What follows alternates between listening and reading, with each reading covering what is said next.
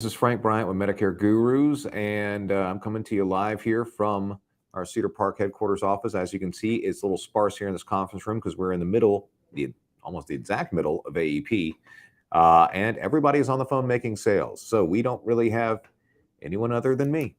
So, um, but yeah, so that's actually a good problem to have. Everyone's busy, everyone's on the phone, everyone's making money. This is the way AEP usually is for us over here. I'm sure it's like that for most of y'all over there too. So, um, on that note, I would like to talk a little bit about something like AEP related, and it's a little bit more in depth than you would actually find with a lot of the content that we usually put out here, which is specifically sales oriented.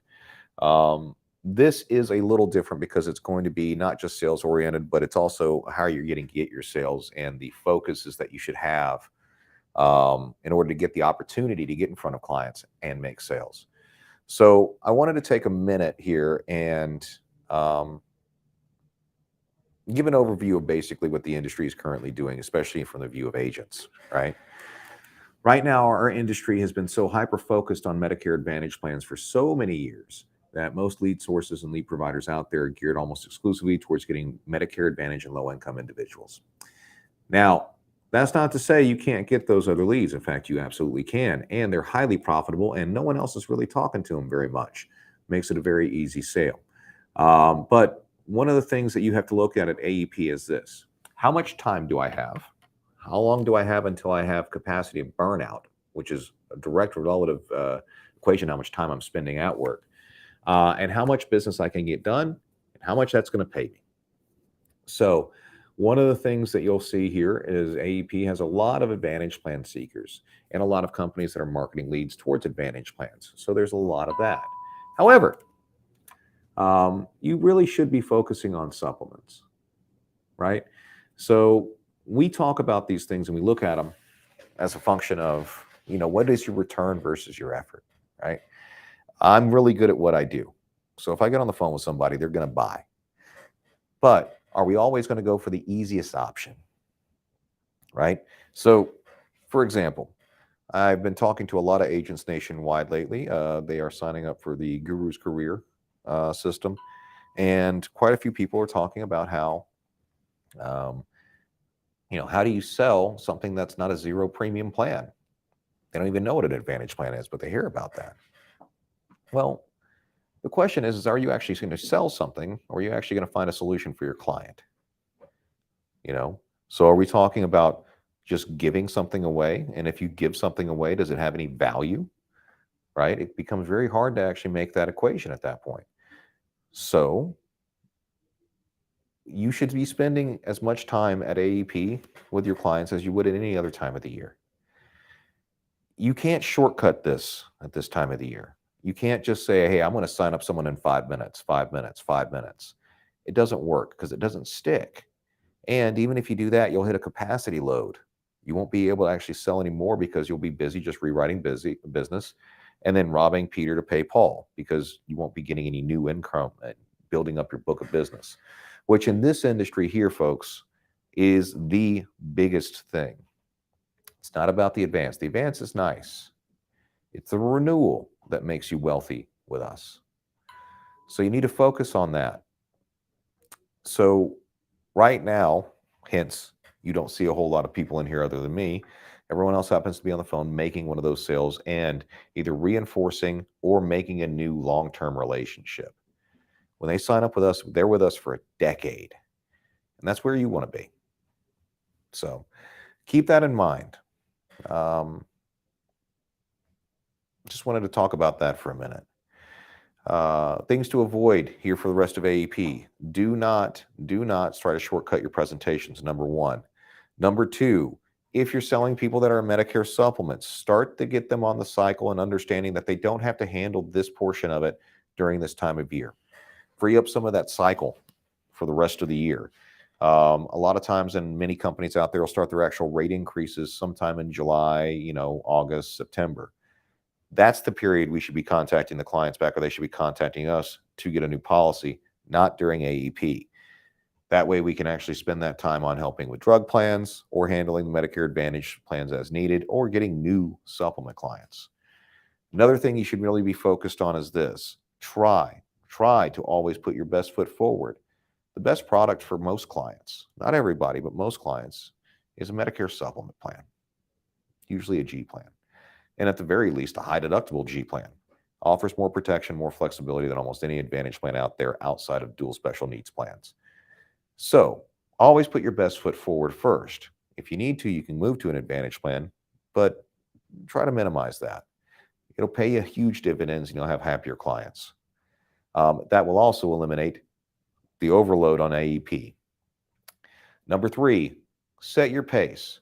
Too many agents out there are actually sitting around talking about AEP and trying to do all their business in the last 2 or 3 months of the year. It's not a recipe for a career. It's not a recipe for long-term longevity of a career. That's why a lot of agents burn out. They do a whole lot of work in a few months and then they're not making any money for the rest of the year.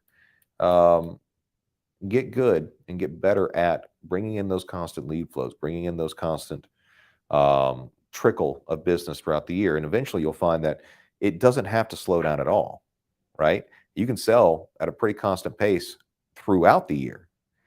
It makes it a lot easier. So those are a few things out there that really help out.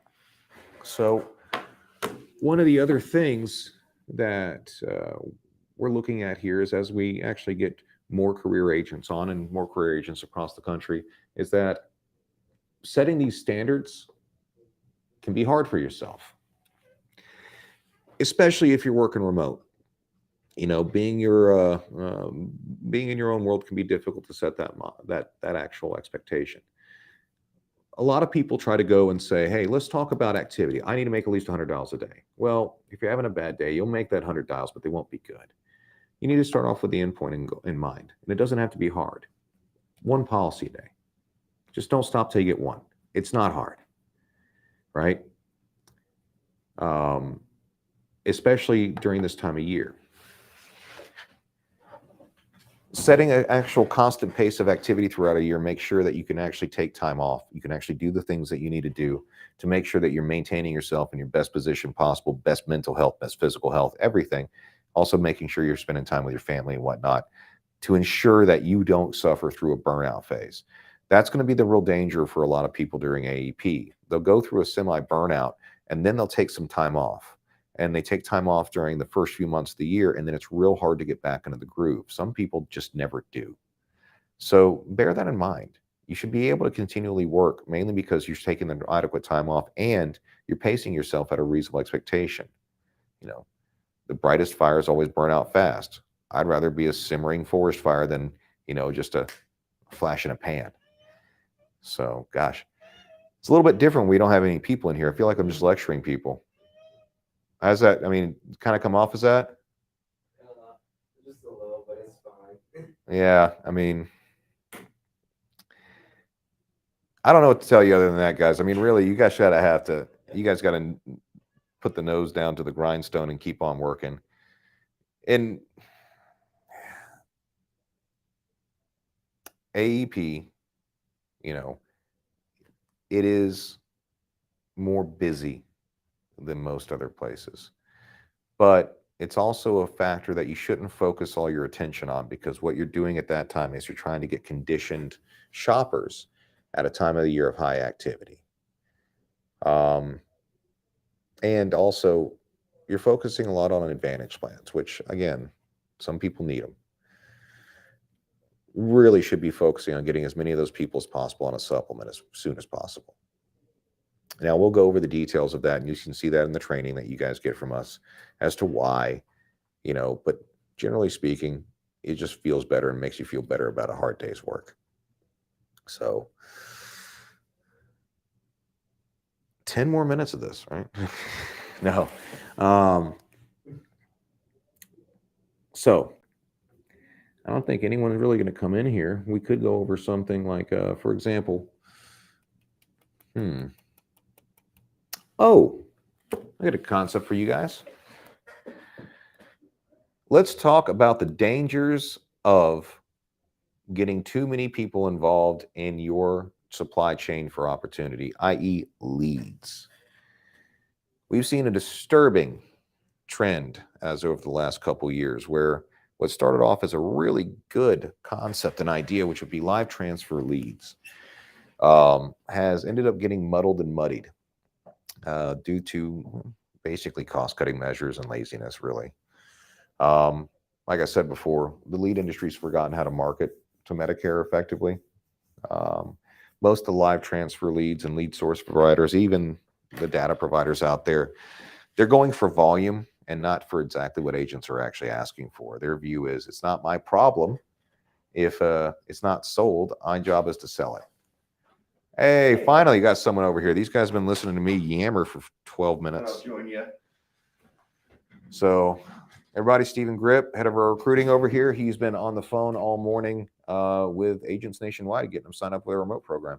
Yes, sir. Actually, our career program, sorry. Yes. Guru's Career, man. How's it going? Great. We just enrolled another person. Excellent, excellent. Yeah. And I'll tell you what intrigued him. You know, a lot of times people think that they want to switch careers just for money. Mm-hmm. And he brought up a good point that it's not all about money. Yes, it's about making money, but that's not the priority. He worked for a company where he had to go to meeting upon meeting every day. He felt handcuffed because he had to report to a superior supervisor and, you know, talk about KPIs. Mm-hmm. And he was just tired of being micromanaged. And he was just tired of these people trying to justify their jobs of, hey, you know, you're supposed to make 3 sales today. Why didn't you make 3 sales today? Well, I made 2 sales today. Right. But you didn't make 3, you know? And he was just tired of that way of working. Mm-hmm. And so he asked, like, will I be able to, he's like nervous, you know? He's like, will I be able to leave my house and go do business at the coffee shop? Yes. Yeah. He's like, I don't believe you. It's like, yeah, dude. Bro, I'm in Texas. You're in California. Yeah. So he was so excited. Good. He's like, I can work and I can talk to people and there's no one going to be yelling at me. I'm like, dude, the only thing I'm going to be saying is, how can we help you? You know, if you're having some tough time with a week, or if you're having a great week, we'll celebrate. You know, that's the career process here. I mean, I want people that are willing to bet on themselves. Yeah. Okay. I'm not here to babysit. I'm not here to cajole. I'm not here to compel or force. Right. Mhm. I'm not a warden. I'm not a therapist. Right. Right. So, you know, I got other people in my life I do that crap for. Yeah. Yeah. So the real thing is that, like, I mean, there's so many people that don't even know what it can be for them. Mm-hmm. I mean, we just ran into that example here, a gentleman that you used to work with. Won't go into his name or his details over there. Been in insurance literally his whole life. Mm-hmm. You know, family has been in insurance and producing. You know, he had to go check with family that have been doing this along with him, and they're like, "That's the best deal you will ever find, ever." What are you waiting for? Right. Right. And I mean, that's the great thing about the Guru's career model. You know, for someone that gets to actually work out there in the world remote, work from your home, go meet clients face to face, or go do whatever the autonomy that it provides and the service that it provides and the compensation that it provides, you're not going to find it anywhere else. Right. So, yeah, I mean, it works out good. Yeah. I'm excited for my friend too, because he taught me MAPD. Mm-hmm. He worked at that company as a trainer and a SME, and he really was patient with me and showing how, because I grew up on MedSup, you know, and then when I transitioned to Medicare Advantage and MedSup, you know, I had to learn Medicare Advantage, and, you know, he walked me through it. He talked to me about how everything works. And then now, unfortunately, the company that he worked for let him go. Let's call it what it is, Z Health. All right. That's fair.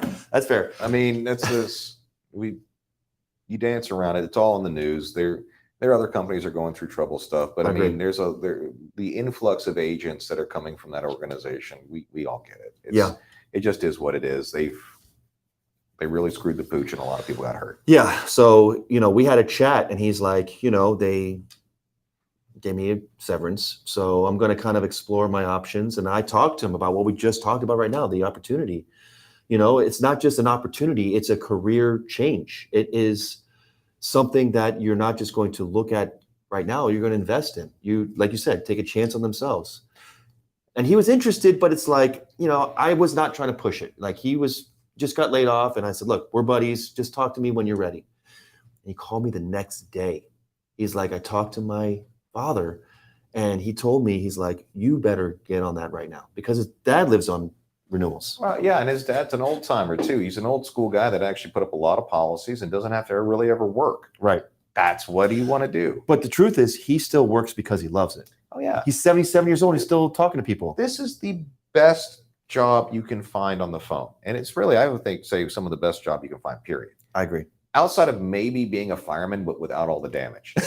I mean, Maybe or baseball player, right? no, I wouldn't even go baseball player. You know why? Because really, honestly, other than like entertaining people, Mhm. it's a baseball player do.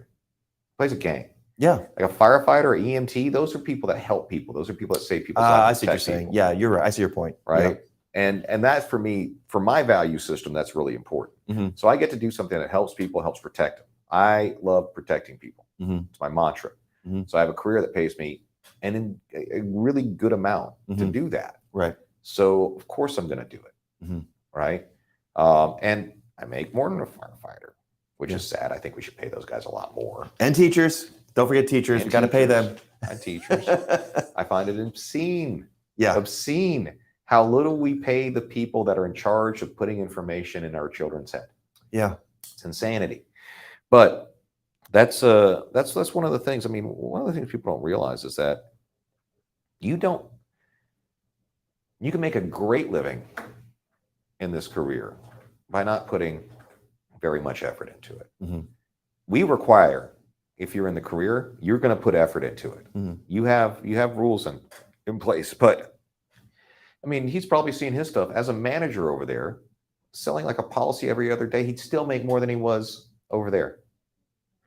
Think about that. That's a huge difference, and the Yeah. autonomy to be able to make that happen Yeah. for yourself. I That's think, amazing. but I think the genuine article there for him is like, he said this, he's like, I couldn't get it out of my head, Steve. I couldn't get out that I could own my own book. I couldn't get out of my head that I could have these clients for myself because he comes from an industry where there is no relationship building. Yeah, It's they pillage your work. and they dump it off to retention. Right. And then they start getting paid on it. You're not getting paid a renewal on it anyway. So what's the big Yeah. for them? So he got really excited about like doing what his dad did and actually like meeting clients and talking to people. And I'm excited for him. Good. Yeah. That's a big thing. Yeah. So, I was just talking earlier about how to pace yourself during AEP. Understand that you're probably going to get a little burnout, but Mhm. don't take too much time off because it's real hard for a lot of people to come back. Yeah. And it also doesn't have to be incredibly, like all your business doesn't have to be done then. Right. But I like to shift over to the Guru's career aspect, because I think it's actually a very, very good thing to talk about, especially since it started rolling. Mhm. I mean, we're fielding applications every day, and everyone we're talking to is signing up with it. Yeah, the guy that I enrolled just now, he said that no one's calling him about a job like this. He's applied, he's kind of looking around, and he said I was the only person that has called him in the past 2 weeks. And he applied for this job last night, Mhm. but he's just been talking and working around companies. But he said no one's reaching out to him. We are the first ones that are actually Yeah. like, hey. And I, what I told him, I said because we're the only thing that's offering something that's worthwhile. It really is. I mean, if you want to sign your life away for a W-2 base, more power to you. That's your world. It's not mine. And it's not and I'm finding out, and we're coming to find out, it's not a lot of people's world. I don't think, I think it's about time that productive people that actually get shit done, start taking or being allowed to take more charge of how they do it and when they do it and how much they get paid for it. I mean, because that's it. Yeah. I think there's plenty of people out there that are willing to take accountability for their own future, willing to bet on themselves. Yeah. Let me ask you a question though, and this can help me with my presenting of the people that I talk to. When we acknowledge that these people do want that, but they're afraid of something, there's something inside that they're afraid of. What is something that you say to them that helps them at first acknowledge that fear, but also overcome that fear? Long-term fears generally trump temporary anxieties. Okay. Mhm. We all have anxieties and crap we got to deal with right now. Right. Yes. One of the things you'll have to find is sometimes with that stuff they talk about, you have to deal with right now. Do you want to be dealing with that in 5 years? Do you want to continue to feel like this over and over and over again? Do you want to not get out of that rut? Do you not want to be able to do this? I mean, you hear me. I ask this to guys all the time. Everyone asks you, what do you want to be in 10 years? I ask you where you don't want to be. Tell me what keeps you up at night, what scares you. Do you not want to be living in your mom's basement? Right? Do you not want to be sitting there telling your daughter that she can't go to the college she just got into because you can't afford it and she doesn't qualify for a grant? Yeah. Do you want to go through all those? Do you want to like get another 3 blown ACLs and not be able to pay for them? I heard you use a question yesterday, and I was like, damn, that was really good. You go, just in the middle of the conversation, and it was like perfect, frank timing too. You were like, so what keeps you up at night? Yeah, that's it. That's it. What keeps you I up was at like, night? man, what are we? Okay. Yeah. No, that's exactly what I do. It's true. And that's the thing. And that's what you have when you're talking to someone. When you're talking to someone about their future and possibilities, that's all great. You know, go play a damn slot machine. Mm-hmm. No. My job is to make it to where that bad thing doesn't happen to you. That's why I'm in insurance. That's why you're trying to get in insurance. Mm-hmm. Let's talk about that. The reason you're doing this, the reason you want to do this is because it's going to give you an opportunity. It's going to get you income. That income is going to get you a lifestyle, and that lifestyle lets you build a legacy. However, right, people don't put those two things together. Do you want do you want to be able to spend time with your kids? Do you want to be able to enjoy your time with your kids? Well, we're going to have to make a little money to do that. That's the way the world works. Yeah. And put in a little work. Put in a little work.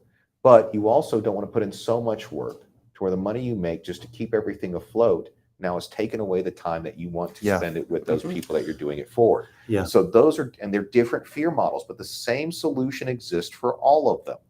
Yeah. Go bet on yourself right now. Go sign up for the Guru's Career model, right? Or if you're local, even better model is doing the direct mentorship program here. Yeah. Do one of those two things and start getting your life on the path, because I'm telling you right now, what you're afraid of happening to you right now, 10 years from now, or being stuck in the same situation 10 years from now, unless you start doing shit now, it will be that way. Yeah. So, but I also think, to add on to that too, is you also have to redefine what work is for you. And I'll give you an example. When I first started here, I wanted to show you, yeah, I'm a hard worker, Here I am, new agent. I'm going to show off how awesome I am. Look at me. I make 200 dials. I'm awesome. Look how hard I'm working. And I think both of you are like, I don't care. I don't. Yeah.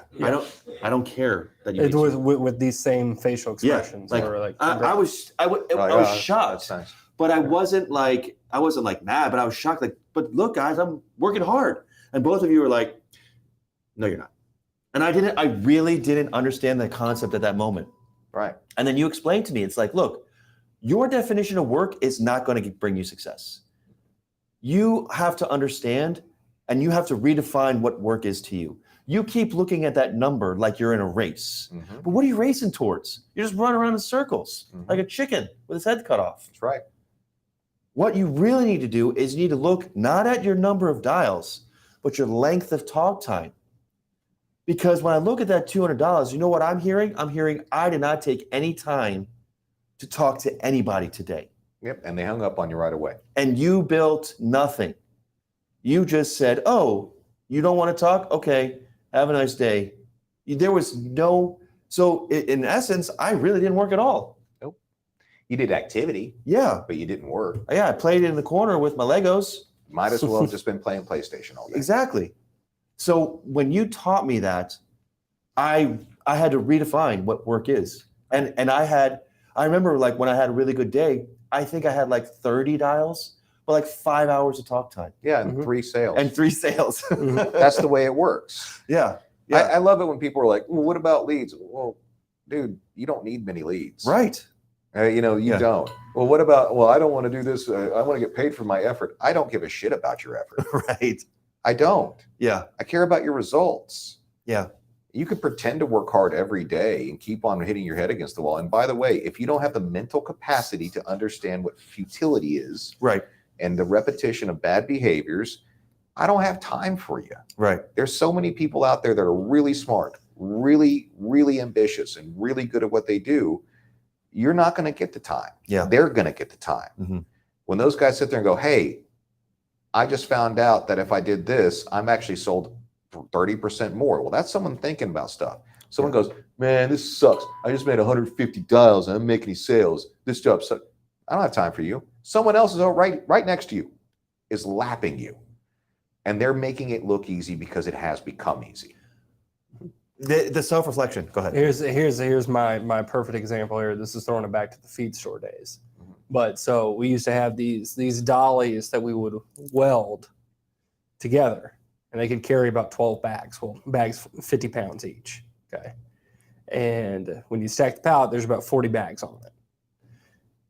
When you're talking about people making dials and everything like that, it's like having a forklift right here and then having a dolly right beside it.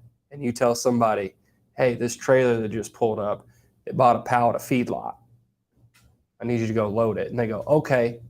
And they reach for the dolly. Right. And don't reach for the forklift, thinking, I'm going to show them I'm a real hard worker. Well, you're not showing me you might be showing me you think you're working hard, but you're really just dumb. Right. I need the job done quickly and efficiently. Yes. Not painstakingly, so I feel sorry for you. And the result is going to be the same there in that example, to where both are going to get loaded. One of them is going to get loaded in under 3 minutes. One of them is going to get loaded in 15 to 20 minutes. That's right. Yeah. And that's the only difference there, is that you had to put in more work to receive the same goal as somebody who did it. Or not to achieve it at all because you blew out your back halfway through the pallet. Someone else had to pick up your slack. Oh, yeah. Yeah. It's a cliche saying, but I think it's very poignant where, if someone asks you to chop down a tree, you spend in 6 hours, you spend 4 hours sharpening the axe, and that's kind of like where I learned that. It's like, I can't be, chopping the axe for 6 hours. I got to sharpen that axe. Right. I like that saying. You know who said that? Abraham Lincoln. Pee Wee Herman. Pee Wee Herman. No, I'm just kidding. It was Abraham Lincoln. Buckley Herman. Wow. Buckley does have a mug that says that. Oh, it does? Yeah. Oh, I didn't even know that. Yeah. That's so funny. That's so crazy that he had. I didn't even. You probably just like subliminally. That's probably what happened. That's probably exactly what Like, happened. this is a pretty cool quote I heard the other day. It's like, And it was My favorite quote is start over and speak differently. Who said that? Ron Swanson. Ron Swanson. I'm a spirit animal. Yeah. No, I think that's the key, man. So many of these guys, like we ran into a couple too. Like, well, I want all this. Man, stop thinking you're a damn superstar when you're talking to us. Yeah. No, I remember we came at the same time in terms of hiring, and we had the same results: 200 dials. One person's like, I better be self-reflective. Right. And someone said, no, I'm still going to do that the same way. And one's here and one's not. I think the worst thing in the world that we have done in the past when we were bringing on people internally was we did a lot for them that first week. We closed a lot of business for them because they were doing okay to a certain point. Then we come in and rescue them. They get 11 sales up on the board first week, and all of a sudden they're sitting there going, I got this. And they just go back to the same crazy crap that they used to do, and they sell nothing the next week, and they're like, this sucks. And that's what ends up happening. It's like, whoa, you can't be that transactional. What the hell are you talking about price in the first 30 seconds for? Are you insane? Yeah. I about smacked Christopher just now doing an application, and we just did 2 that were luckily in the Idaho birthday roll because they were both terrible health. But it was in the middle of the application. I heard him say, he was like, yeah, Jacob is a creditable agent. And I'm like, why are you even talking about this? Yeah. Like, why does this come up?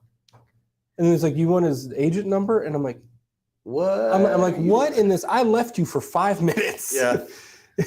I got them their Medicare cards. They went and got everything. You started the application. They hear, yeah, no, we're very credible people. Jacob's a very credible agent. And I was like, first off, kind of soup it up a little bit better. Yeah, but, thanks. Yeah. but how did that? Credible. Okay, yeah. How did that come up? Was it self-induced? I think it was self-induced. I think he was just trying to respond to something. Yeah. But I heard it and I was like, Before we do the application, I just want you to know you're safe. yeah. Like, basically what? Why are you saying that right now? Yeah. God. It's no worse way to It's like raise a saying- red flag than it's like say putting- everything is okay. It's like putting. I promise I'm not a serial killer on your dating profile. Yeah. You don't want to lead with that. And No. that's going to scare a lot of people away. Favorite show's Dexter. Yeah. Yeah. I can So- quote Mindhunter. Oh Yeah. God. That was a great show. You ever watch Mindhunter? Which one was Mindhunter? On Netflix, about the two cops who were. This is so not going to be a good conversation now. Oh, it's a good show on Netflix. Definitely check it out. It's only went for 2 seasons. Did you watch You finally? No, I have not. It's on my list. Can we stop talking about? First off, this is also one thing, and this is a little bit of a diatribe going off here, but I do find it funny that when you guys get into a relationship, you got married, you're in a relationship, Right. all of a sudden you guys are all about true crime, and what's happening is you guys are starting to watch more of what your wives are watching, Oh. and they love that crap. No, No. your assessment of that is I was married. I saw it. that's your Investigation experience in your Discovery relationship. all the time. That could be look. We can talk about this offline, but you're wrong. So Am I wrong? I've been Am I watching- wrong? I've Am I been wrong? watching the Phillies and the Eagles all week with her. Uh-huh. Yeah, Uh-huh. I believe I can watch what I want. This man bought a candle.